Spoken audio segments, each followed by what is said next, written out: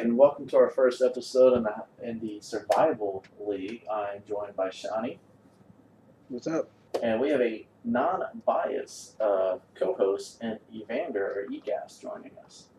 I do's this. And so let's go ahead and get into it, breaking down our games from last week. Evander, go ahead and take us around, starting off with my game. Your game, we had Team Wood versus Team Slice Mo. Big win by Team Slice Mo. Big performances by CMC and Josh Allen carrying the way. Game was not even close, blew me out, and it did not help that James Conner and Michael Thomas both got hurt. Yeah, injuries never help anything. Moving on, we have Team Bankhead and Rhodes. This was a nail biter to the finish with Darius Slayton coming in to save the day. What else did you see, Evander? Mostert, big 95-yard touchdown catch. That's the big one right there. Can't expect that every week, but great performance this week to win by less than a point. Yeah, that was fun. Yeah, now Rhodes is faced with a heartbreaking loss, and Kittle is out this week. Ooh. All right, moving on. We are on to our next game. We got Simply and Kyle, another very close game. What stood out to you in this one? DeAndre Hopkins, even though he's on the losing team, DeAndre Hopkins' big game, that's something to look forward to. And Calvin Ridley on the winning side, making a difference-making performance, 130 yards, 9 catches, 2 touchdowns. It's crazy. Yeah, garbage time seemed to kill Simply in this one. My money making Mitch. I was going to say that one too. We would be remiss if we forgot to point out that he won with a quarterback with 0 points. Tua Tagovailoa not even playing. I mean, Come on, bud. Don't think we saw that one coming. I That's think it was hilarious. funny for me is he had Tua in the top QB spot, sitting in the super flex. Right? I don't even think he looked at this team. Yeah, I don't know what happened. Oh, he there. has no option for No, he quarterback has on no his option. bench. Yeah, but Interesting. he could have put a receiver in the other super flex or a running back. Ah. Yeah, don't Good know what point. Kyle was thinking there. Got away with one. But Simply's team massively underperformed. They were supposed to have 272, only came away with 236. All right, we move on to Kenny and Osmo, and holy crap, Oh my Osmo! God. Yeah, I don't even think we need to touch on this. This was a fucking blowout. 120-point difference. Next. But I will say, it seems like Osmo don't know who to start because the bench quarterbacks went crazy. I mean, it is crazy just how well every single player, with the exception of injured players, performed. Like, holy crap. Anyways, Johnny pulling out the win against his buddy, TTG. It's kind of a little friendly rivalry here. And even started Cam Akers, who didn't do much his first week. What else stood out to you, Evander? Baker and Abram, that IDP right there. Baker, Abram, and Jamal Adams. IDP winning games, baby. Love that shit. I mean, that is some massive points right there. All right. Week 2 coming again. And finishing us off here, we have Kiko. Kiko without his beloved DJ Shark, because I'm holding him hostage, even though that's not doing me any good. Pulls out the win. Underperformed a little bit, but so did his opponent. What do you see here? The Texans showing out in this game.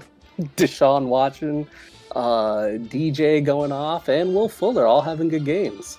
Nice to see. Holy crap, I did not realize he had all Yeah, I three didn't Texans. realize. I don't even think T got a stack like that. And bye week will not be fun for him. Well, he's already counting a loss. I think he said that before. All right. Well, that leads us to our next section, Contender or Pretender. And this week we chose to focus on Bankhead. So, let's see if I can get Bankhead's team up all the way. Yeah. There we go.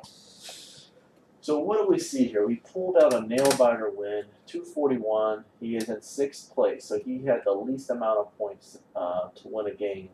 Do we think Bankhead ends up in the playoffs? for me, it's a no for me because I see he has Patrick Mahomes, but when you look at the whole roster, if you have to start Henry Ruggs, I don't know about that. Rookie's gonna have some good games. They're gonna have some bad games. Malcolm Brown, I think eventually we all think that he's gonna be phased out, either by passing heavy or just Akers taking over. And then you're starting corners as IDP. Like, no, that's not it. Dwayne Haskins on the bench, I don't think that's no type of firepower. And everything else on the bench is just either maybe droppable or they just phased out in real life on their team. So for me, he's definitely a pretender. All right, you guys, what do you think? I know you've only haven't had a ton of time to look through this, but first impressions from Bankhead's team. I think Shawnee hit a lot of things right on the head with this team. Young receivers all around, that's going to be hit or miss, but later in the season, that could pay off. I think this team is definitely going to be determined on how it plays during the first 6 games. If he goes 4-2, he's making playoffs. Yeah. He needs to improve his DPs. That's definitely a big point out for IDP. You don't want corners back there, especially not Gilmore. He's not really a tackle machine, although he's a sure tackler. Yeah, but they throw away from him. So yeah. Not really what I'd want at that safety position. You're relying on interceptions there. See, for me, what scares me, and it's because I have shared them in another league, is Eckler's usage. Shawnee, you benefited from having Josh Kelly this past week. And I just expected a little bit more from Eckler. And the amount of usage, I know Eckler just got the contract. I'm sure it'll be better. But it does worry me because the reason I say that is Eckler is supposed to be an RB1. Like, that is the plan, RB1 Eckler. Maybe not top 5, but definitely in the top 12. Top 5 potential is what everyone saw. Yes, but definitely RB1. But they need a QB change. He could fall. Not dumping it off. That's true. He could fall back all the way to like a low end RB2, and that's a decent chunk of change in difference. I definitely think there's cause for concern with Eckler, and I say that because I do think that he's going to get an uptick in usage, and they're going to start using him better because he is a difference maker. But that head coach even came out and said it's going to be split carries. There's going to be split touches. That's worrisome. Yeah. But for me, it doesn't worry me because I honestly think Joshua Kelly, while I started him, it wasn't just like fluke. Oh, I needed to start him. I would have started Pollard just if I wanted to throw a shot at someone. I think it's going to be similar to the Melvin Gordon style because, Melvin Gordon wasn't actually efficient. He just scored a lot of touchdowns and had about 40 receptions himself every year. So that gave some points. But I think Eckler's biggest problem is Tyrod being the quarterback because he actually got more touches than usual. So with Tyrod at quarterback, it's not scaring anybody, and the ball is not moving. They going 3 and out. Like, that's his biggest problem right now. Last year, no one was scared of Rivers either, though. Rivers was one of the best players on the other team last year. The thing about Rivers, what makes Nyheim Hines attractive, he dumps it down a lot. You see, Jonathan Taylor had 6 targets, so that tells you the quarterback is a major difference in running back pass usage. All right, and that brings us to our matchups for this week. And we're looking at it. We have, again, I guess it just always shows my game first. Me against Rhodes. Thank God Baker Mayfield actually showed up for once. I'll start it off. I can't even vote for myself. I think Rhodes wins this game. I think Thomas, Connor, I think the injuries are piling up. Moore didn't go off. Edwards didn't go off. A lot of the players I was banking on for some points who just didn't show up. I'm not feeling too confident right now. I am glad Baker gave me a solid start though. Yeah, for me, I believe that you will lose this game. It's not as bad as it may seem because Russell is Russell, but they do play New England. Bill Belichick is smart, so the point total could be lower. You know, that might average out with Baker, but I see you starting Matt Breida. Seems like Gaskins maybe a thing now, so I don't know about that. And y'all receivers, it kind of matches up because even though you got to start a couple lower tier receivers, you got people like Brandon Cooks, Russell Gage, and Alan Lazard. Week one, they all, you know, got usage, but was it just week one? We don't know. So it could be close, but I think Rose definitely wins, and he's always strong at IDP. Actually, RDP is flipped. He's got a stronger lineman. I have stronger safeties. And linebacker, he's got me by a little bit. But yeah. True. All right, so that was a good pick. that's two for Rhodes. Evander as the non-biased looking. What do you think? I think this is going to be a close game. I'm going to give Rhodes the win. Difference maker being Derrick Henry at Jacksonville. Yeah. He's going to eat. Yeah. He's going to eat. Yeah. I do think he had a lot of overachievers on his team. Lazard, Gage.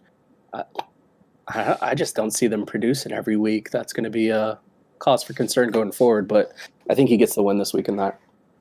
All right, moving on. We go to Team Bankhead versus Slice Mo. Slice Mo already tore me up one time. My butthole is still sore from that. Who do you have in this game, Shawnee? See, this is where I'm gonna pick Slice, and this is where I think Bankhead starts to get exposed because they have some good names on both sides, but I think Slice Mo's receivers will outplay Bankhead's receivers this week, and we all know CMC can carry the points against both of his running backs, depending on what happens in the game. I'm not gonna say he has no chance because Slice is starting Ronald Jones and James Washington. I don't know about that, but yeah, I'm gonna give Slice the win. What about you, Vander? I'm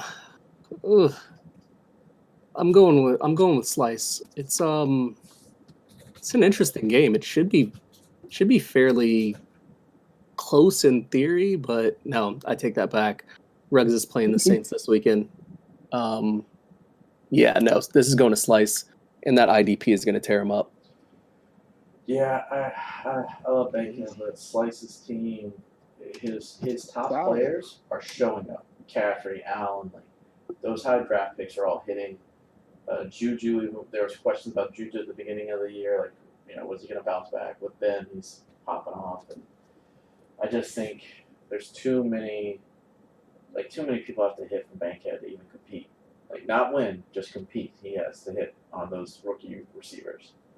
So rookie receivers playing some tough defenses this week. That's the thing.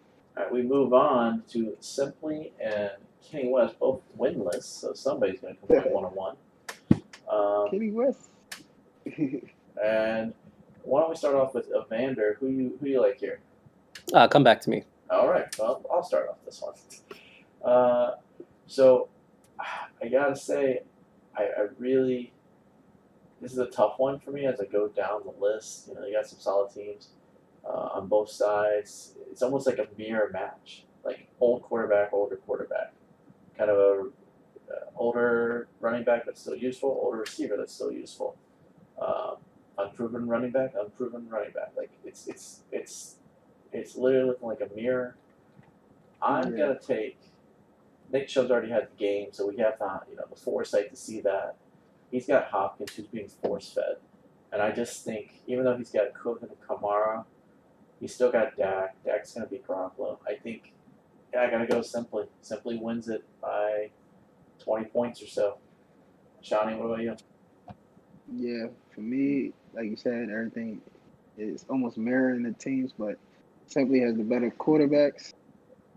And he also has the better IDP.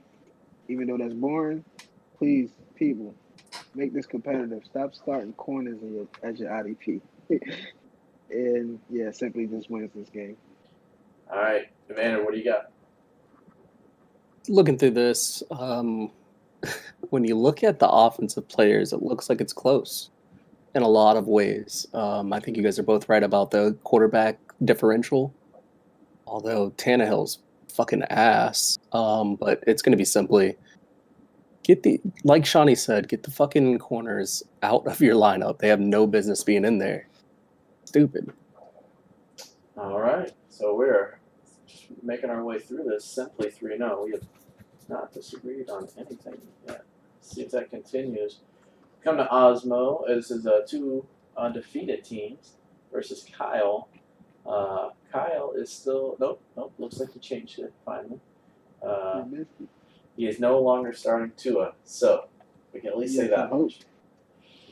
I will make this very simple. In a super flex, I believe you are putting yourself at a disadvantage by not starting two quarterbacks.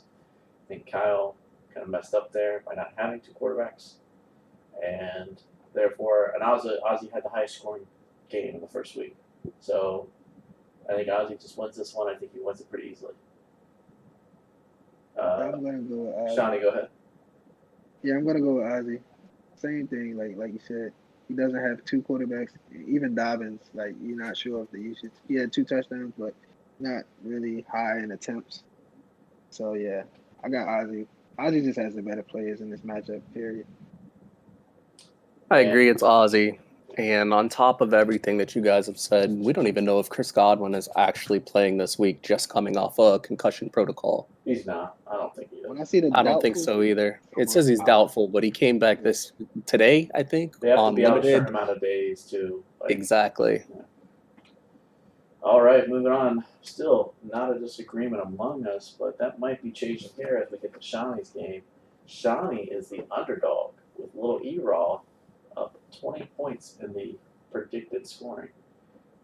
Shawnee, why don't you go ahead and make your own case here? Who's going to win this game? Man, for some reason, I think I'm gonna sneak this one out. Also, he has Swift. I have Peterson. Peterson got a lot of work. James Conner coming back helps my case because Benny Snell might not be the guy anymore. My quarterback's not too bad, and I think he has a stronger receivers. But hey, you never know. Hollywood might go off. Allen Robinson playing the Giants could go off. I think Dallas-Atlanta game going to be a shootout. Lamb could go off. You know how I feel about Deontay. Kirk playing the Redskins. And my IDP, yeah, you already know. Abrams, Adams, Baker. It's going to be a good game. I think I can sneak this one out. Amanda, I'll let you take another look here while I look through it. I am going to go with Lil E-Raw. He's got Lamar Jackson until he gets hurt. If he ever does, he just is always going to be like a Madden, player. He's going to put up tons of stats. His receivers kick your ass. The only thing you have going for you is Landry, who only put up 7.6, but you have going against that is Kirk, who was a ghost. I think he only had 1 target. I would look to change that, to be honest. I don't care if it's this 15.49. He is not a part of that offense at the moment. And I think while you do have better defensive players, he does not have scrubs. No, he doesn't. And I just don't think you have the firepower to overcome his receivers. Like, you're both weaker at running back, but he has still better receivers than you. So I'm gonna go with Lil E-Raw. What about you, Vander? I'm going with Lil E-Raw. This is going to be an unpretty game, but you got Lamar Jackson and Drew Brees going against Stafford and Goff. That for me, that's the difference right there. That could easily be a 20, 30, 40-point difference. But I will disagree with you on the Kirk. I think Kirk may be a good play this week. I think last week was a statement week for Hopkins in that offense, just being there first week, new contract. I think Kirk's going to be involved in that offense. It's still not going to be enough, though.